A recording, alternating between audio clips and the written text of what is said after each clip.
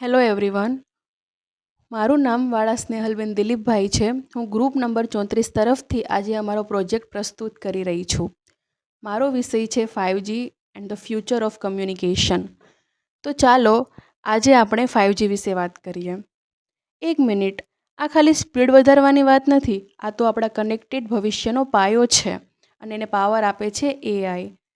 ક્યારે વિચાર્યું છે કે જ્યારે આપણે સૌથી વધુ જરૂર હોય ત્યારે કનેક્શન કેમ ફેલ થાય છે? કોઈ ઇમ્પોર્ટન્ટ વિડીયો કોલ ચાલતો હોય કે પછી કોઈ મોટી ફાઇલ ડાઉનલોડ થતી હોય ત્યારે અચાનક બધું અટકી જાય. આ મુખ્ય સમસ્યા છે. તેને હલ કરવા માટે 5G ડિઝાઇન કરવામાં આવ્યું છે. જો વાત એમ છે કે આપણી ડિજિટલ ભૂખ સતત વધતી જાય છે અને આપણે ખૂબ સ્ક્રીનિંગ કરીએ છીએ. આપણી પાસે સ્માર્ટ ડિવાઇસ વધી ગયા છે અને ડેટાનો વપરાશ આસમાને પહોંચ્યો છે. આ બધાનો ભાર જૂની નેટવર્ક ટેકનોલોજી પર પડે છે અને એની હદ આવી ગઈ છે. આ એક પ્રકારનો ડિજિટલ ટ્રાફિક જામ સમજી લો તો પણ ચાલે. ડેટાની સ્પીડ ધીમી પડી જાય છે, કમ્યુનિકેશનમાં વાર લાગે છે, જેને આપણે લેટન્સી કહીએ છીએ. અને જેવું વધારે લોકો એકસાથે ઓનલાઈન આવે એટલે બધું જ નેટવર્ક જામ થઈ જાય છે. એટલું જ નહીં, આપણા નવા સ્માર્ટ IoT ડિવાઇસ છે કે જેમને સપોર્ટ કરવામાં જૂના નેટવર્ક પણ હાંફી જાય છે. તો આ બધા પડકારોનો ઉકેલ શું? તો તેનો જવાબ છે 5G. અને એક વાત સ્પષ્ટ કરી દઉં, 5G એ 4G કરતાં ફાસ્ટ હોય એ તો ખરું જ. એ આખી જ ક્રાંતિને બદલી નાખે છે અને આ બહુ મોટી ક્રાંતિ ઉદ્ભવે છે. હવે જરા આના પરફોર્મન્સ પર નજર નાખીએ. થ્રુપુટ એટલે કે ડેટા સ્પીડ એકદમ હાઈ સ્પીડ હોય. લેટેન્સી એટલે કે નાનો અમથો પણ સમયનો વિલંબ થતો હોય તો એ લગભગ નહીવત થાય. હવે કેપેસિટી એટલી બધી કે લાખો ડિવાઇસો એકસાથે જોડી શકે તો પણ કાંઈ ફેર ના પડે. આ અપગ્રેડ નથી, આ ક્રાંતિ છે. ચલો લેટન્સી શબ્દને સમજીએ. વિચારો, તમે બોલ ફેંકો છો અને બોલને પાછો આવવામાં જે સમય લાગે, બસ એ જ લેટન્સી છે. 5Gમાં સમય એટલો બધો ઓછો થઈ જાય છે, કનેક્શન એકદમ રિયલ ટાઈમે મળે છે. આને કારણે robotic surgery, self driving car વધુ શક્ય બને છે. કારણ કે ત્યાં તો મિલી સેકન્ડનો પણ વિલંબ ના ચાલે. પણ સવાલ એ છે કે 5G આ બધું કરી કેવી રીતે શકે છે? તો એના પાછળનો જવાબ છે AI. 5G નેટવર્ક આટલું પાવરફુલ સપોર્ટ અને એફિશિયન્સ બનાવે છે. અહીં જે આપણે જોઈ રહ્યા છે એ ખાલી ટેકનિકલ ડાયાગ્રામ નથી. આનો આપણે કનેક્ટેડ ભવિષ્યના ઇન્સ્ટોલેશનનો નકશો છે. આ બતાવે છે કે AI કઈ રીતે આપણા દરેક ખૂણામાં, દરેક લેયર પર કામ કરે છે. હવે જોઈએ, કદાચ થોડું જટિલ લાગે પણ ચિંતા ના કરશો, આપણે એકદમ સ્ટેપ બાય સ્ટેપ સરળ રીતે સમજશું. અહીં તમે જુઓ તો સૌથી નીચે એટલે કે એજ પર AI સીધું આપણા ડિવાઇસ પર કામ કરે છે. પછી એ સ્માર્ટ કાર હોય, ડ્રોન હોય તો પણ આનો ફાયદો શું? ડેટાને દૂર ક્લાઉડમાં મૂકી અને પ્રોસેસ કરવાની જરૂર નથી.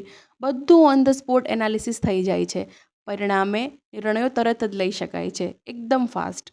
હવે જઈએ વચ્ચેના લેયર પર, રેડિયો એક્સેસ નેટવર્ક એટલે કે RAN. અહીં AI એક સુપર સ્માર્ટ ટ્રાફિક પોલીસ તરીકે જેવું કામ કરે છે. સિગ્નલ, સ્પેક્ટ્રમ અને યુઝર ક્યાં ફરી રહ્યો છે તે બધી જ વસ્તુની સ્મૂધ અને સિમલેસ જાણકારી રાખે છે, જેથી આપણે બેસ્ટ કનેક્ટિવિટી મળે. અને ઉપર છે કોર નેટવર્ક. આને તમે આખા સિસ્ટમનું કંટ્રોલ સેન્ટર અથવા તો સેન્ટ્રલ બ્રેઇન કહી શકો છો. અહીં બેઠેલું AI દરેક વસ્તુ પર નજર રાખે છે. ડેટાનો વપરાશ ક્યાં ઓછો થાય છે, ક્યાં વધુ થાય છે, બધી જ વસ્તુનું જાણ રાખે છે, પ્લસ મેનેજ પણ કરે છે. સારું, આ બધી થઈ ટેકનિકલ વાત. હવે આપણે આવીએ છીએ કે AI રોજિંદા જીવનમાં ક્યાં યુઝ થાય છે. તો વિચારો, સ્માર્ટ સિટી જ એક એવું શહેર કે જ્યાં ટ્રાફિક લાઇટ છે, પબ્લિક ટ્રાન્સપોર્ટ છે, બધું એકસાથે વાત કરે છે. 5G અને AI દરેકની મદદ આ બધું જ શક્ય બનશે. કારણ કે જે પહેલાં શહેરો કરતાં વધારે સ્માર્ટ બી બનશે, સુરક્ષિત પણ બનશે અને એફિશિયન્ટ પણ બનશે. પણ આને કારણે ઇન્ટરનેટ ઓફ થિંગ્સ એટલે કે IoT, આનો સીધો મતલબ છે કે આપણા ઘરના ફ્રીજથી લઈ અને મશીન સુધી કરોડો ડિવાઇસ એકબીજા સાથે કનેક્ટેડ રહેશે અને એ પણ એકદમ સ્મૂધલી. અને ત્રીજું અને કદાચ સૌથી મહત્ત્વનું, રિમોટ હેલ્થકેર. 5Gની જે અલ્ટ્રા લો લેટિસન્સી આપણે વાત કરીએ છીએ એના કારણે ડૉક્ટરો હજારો કિલોમીટર દૂર બેઠા પણ દર્દીઓનું મોનિટરિંગ કરી શકશે. એટલું જ નહીં, રોબોટિક સર્જરી જેવા જટિલ કામગીરી પણ કરી શકશે. આ હેલ્થકેર સેક્ટરમાં એક બહુ મોટી ક્રાંતિ હશે. હવે સમજાઈ ગયું હશે કે આ ખાલી અલગ અલગ ઉદાહરણો નથી. Smart city, IoT, robot, healthcare, remote, આ બધું મળીને એક કનેક્ટેડ દુનિયા બની રહી છે. એક એવી દુનિયા કે જ્યાં 5G અને AI પર ચાલે છે. અને હા, આ આપણા જીવનને કામ કરવાની રીતને કાયમ માટે બદલી નાખશે. ટૂંકમાં આપણે ખાલી એક ફાસ્ટ નેટવર્ક, એક સ્માર્ટ, એક ઇન્ટેલિજન્સ અને કનેક્ટેડ ઇકોસિસ્ટમ તરફ જઈ રહ્યા છીએ. આ વાત ખાલી ફાસ્ટ ડાઉનલોડ પૂરતી જ સીમિત નથી. આ તો એક વધુ સ્માર્ટ, વધુ રિસ્પોન્સિવ અને વધુ એફિશિયન્ટ દુનિયા બનાવવાની છે. અને આ બધી જ ચર્ચા પછી એક રસપ્રદ સવાલ ઊભો થાય છે કે જ્યારે આપણું નેટવર્ક એટલું વિચારી શકે છે, એટલું શીખી શકે છે અને એટલું સ્માર્ટ બની ગયું છે, તો હવે આપણે આગળ કઈ મોટી સમસ્યાઓ ઉકેલીશું? આ વિચાર સાથે જ આજની ચર્ચાને હું પૂર્ણ કરું છું. અસ્તુ.